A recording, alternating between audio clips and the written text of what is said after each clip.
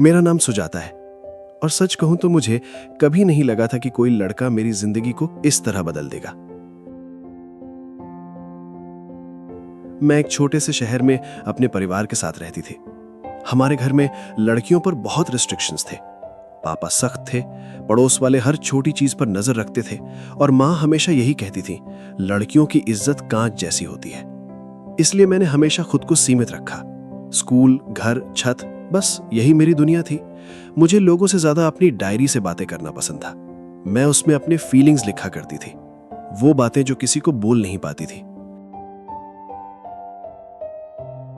फिर एक दिन मेरी एक छोटी सी लिखी हुई लाइन सोशल मीडिया पर किसी ने शेयर की। कुछ लोग किस्मत में नहीं होते, फिर भी दिल उन्हीं को ढूंढता है। और उसी पोस्ट पर एक मैसेज आया, तुम इतना अच्छा कैसे लिख लेती हो। वो मैसेज अनमोल का था। शुरुआत में मैंने बस नॉर्मल रिप्लाई किया, लेकिन पता नहीं क्यों उसकी बातों में एक अजीब सा सुकून था। वो बाकी लड़कों जैसा नहीं था। उसने कभी मुझसे फेक प्रॉमिसेस नहीं किए, ना ही इंप्रेस करने की कोशिश। वो बस मेरी बातें सुनता था। धीरे धीरे हमारी बातें रोज होने लगी। सुबह उठते ही उसका गुड मॉर्निंग आ जाता था और रात को सो जाओ, आंखों के नीचे डार्क सर्कल आ जाएंगे। सुनते सुनते कब वो मेरी आदत बन गया पता ही नहीं चला। वो मुझे अपने मोहल्ले की बातें बताता था, अपनी छोटी सी इलेक्ट्रॉनिक्स की दुकान के बारे में, अपनी माँ के हाथ की चाय के बारे में, और मैं उसे अपनी छत, अपनी डायरी, अपने डर, सब कुछ बताने लगी थी। लेकिन सबसे अजीब बात यह थी कि अनमोल प्यार पर भरोसा ही नहीं करता था। उसने खुद कहा था, मैंने रिश्ते टूटते देखे हैं सुजाता, इसलिए किसी पर जल्दी भरोसा नहीं करता। शायद इसी वजह से वो हर छोटी चीज को लेकर डर जाता था। अगर मैं 10 मिनट रिप्लाई ना दूं तो वो पूछता, सब ठीक है ना, और मैं हंस देती थी। लेकिन सच ये था, उसके डर के पीछे उसका सच्चा प्यार छुपा था। फिर धीरे धीरे प्रॉब्लम्स शुरू हुई। पड़ोस वाली आंटी ने एक दिन मां से कहा, आपकी बेटी रात रात भर फोन पर रहती है। उस दिन पहली बार पापा ने मुझसे फोन छीन लिया। घर का माहौल बदल दिया। मां चुप रहने लगी और पापा हर बात पर गुस्सा करने लगे। उस रात में बहुत रोई थी। मुझे लग रहा था सब खत्म हो जाएगा। लेकिन रात करीब 2 बजे मैंने किसी तरह अपना पुराना कीपैड फोन निकाला और अनमोल को कॉल किया। फोन उठाते ही उसने सिर्फ इतना पूछा, रो रही हो? और पता नहीं क्यों उसकी आवाज सुनते ही मैं और ज्यादा रो पड़ी। मैंने डरते हुए कहा, अगर कभी मैं मजबूरी में तुमसे दूर हो गई ना तो मुझे गलत मत समझना। कुछ सेकंड तक वो चुप रहा, फिर उसने बहुत धीरे से कहा, दूरी से प्यार खत्म नहीं होता सुजाता, बस इंतजार थोड़ा लंबा हो जाता है। उस रात पहली बार मुझे महसूस हुआ, मैं सिर्फ किसी से बात नहीं कर रही थी, मैं सच में उससे प्यार करने लगी थी।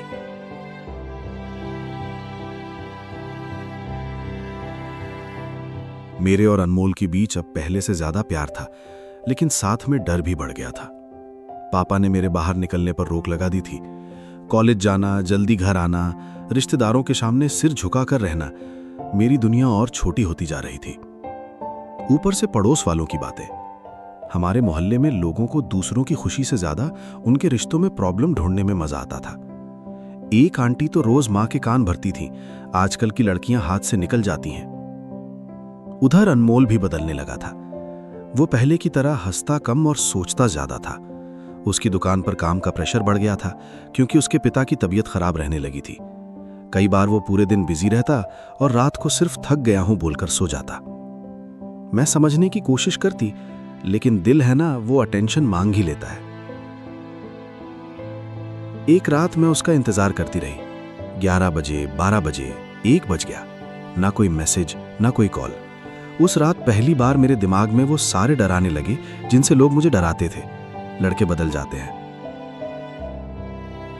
मैं छत पर बैठी बस उसके लास्ट सीन को देखती रही। फिर करीब 2 बजे उसका मैसेज आया, सॉरी, दुकान पर था। पता नहीं क्यों उस रात मुझे बहुत गुस्सा आया। मैंने पहली बार उससे कहा, अगर टाइम नहीं है तो साफ बोल दो अनमोल। उसने तुरंत कॉल किया। उसकी आवाज में भी इरिटेशन था। हर चीज एक्सप्लेन करनी पड़ेगी क्या? बस वहीं से हमारी पहली बड़ी लड़ाई शुरू हुई। उस रात दोनों ने फोन काट दिया, लेकिन नींद किसी को नहीं आई। अगले दिन उसने कोई मैसेज नहीं किया। मैंने भी ईगो में रिप्लाई नहीं किया, लेकिन अंदर ही अंदर मैं टूट रही थी। मां नोटिस करने लगी थी कि मैं खाना कम खा रही हूं।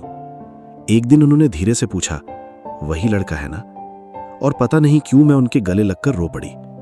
माँ ने पहली बार मेरे सिर पर हाथ रखकर कहा, अगर प्यार सच्चा हो तो उसे संभालना पड़ता है बेटा। उधर अनमोल भी परेशान था।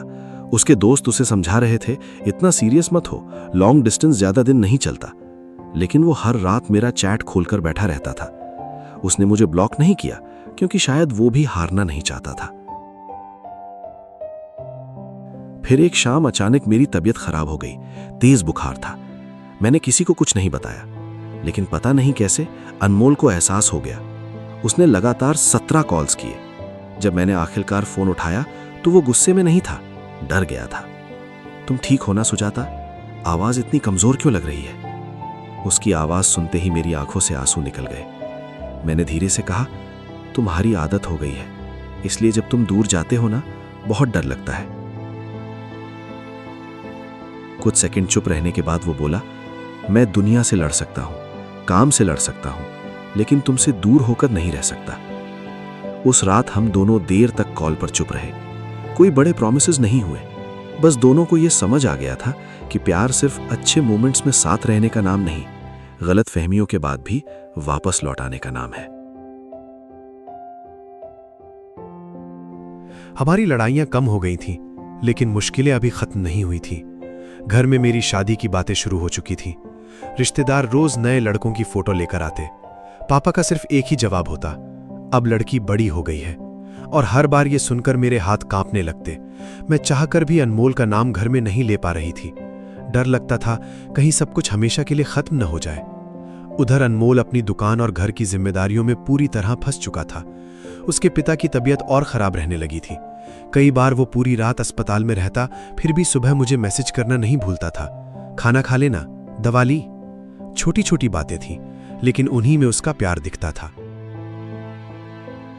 फिर एक दिन वो हुआ जिससे मैं सबसे ज्यादा डरती थी। पापा ने मेरा फोन तोड़ दिया। उन्होंने साफ कह दिया, आज के बाद उस लड़के से कोई रिश्ता नहीं रहेगा। उस रात मेरा दिल सच में टूट गया था। मैं छत पर बैठकर बस रोती रही। न उसके पास कॉल करने का तरीका था, न कोई मैसेज। पहली बार मुझे लगा शायद हमारी कहानी भी बाकी लॉन्ग डिस्टेंस रिलेशनशिप्स की तरह अधूरी रह जाएगी। दिन गुजरते गए। एक दिन, 2 दिन, पूरा 1 हफ्ता। मैं हर रात छत पर जाकर आसमान देखती थी। पता नहीं क्यों ऐसा लगता था वो भी कहीं ना कहीं मुझे याद कर रहा होगा। पड़ोस वाले अब खुलकर बातें करने लगे थे। कोई कहता लड़की सुधर गई, कोई हंसता, लेकिन उन्हें क्या पता था मैं बाहर से चुप थी, अंदर से टूट चुकी थी। फिर एक शाम अचानक मां मेरे कमरे में आई। उनके हाथ में नया फोन था। उन्होंने धीरे से कहा, हर प्यार गलत नहीं होता सुजाता। मेरी आंखों में आंसू आ गए। हाथ कांपते हुए मैंने फोन ऑन किया। जैसे ही व्हाट्सएप खुला, अनमोल के 12700 मैसेजेस थे। बस एक बार बात कर लो, मैं कहीं नहीं गया, तुम्हारा इंतजार कर रहा हूं। मैं रोते हुए उसे कॉल कर बैठी। फोन उठते ही कुछ सेकंड तक सिर्फ हमारी सांसों की आवाज आ रही थी। फिर उसने धीरे से पूछा, अब भी रोती हो मेरे लिए? और पता नहीं क्यों उस एक लाइन ने मुझे पूरी तरह तोड़ दिया। कुछ महीनों बाद अनमोल पहली बार मेरे शहर आया। वही लड़का जिसे कभी प्यार पर भरोसा नहीं था, आज मेरे घर के बाहर खड़ा था। उसके हाथ कांप रहे थे, लेकिन आंखों में डर नहीं था। उसने पहली बार पापा से कहा, मैं आपकी बेटी को कभी अकेला नहीं छोड़ूंगा। घर में बहुत बहस हुई, रिश्तेदारों ने बातें भी बनाई, लेकिन इस बार हम दोनों चुप नहीं रहे।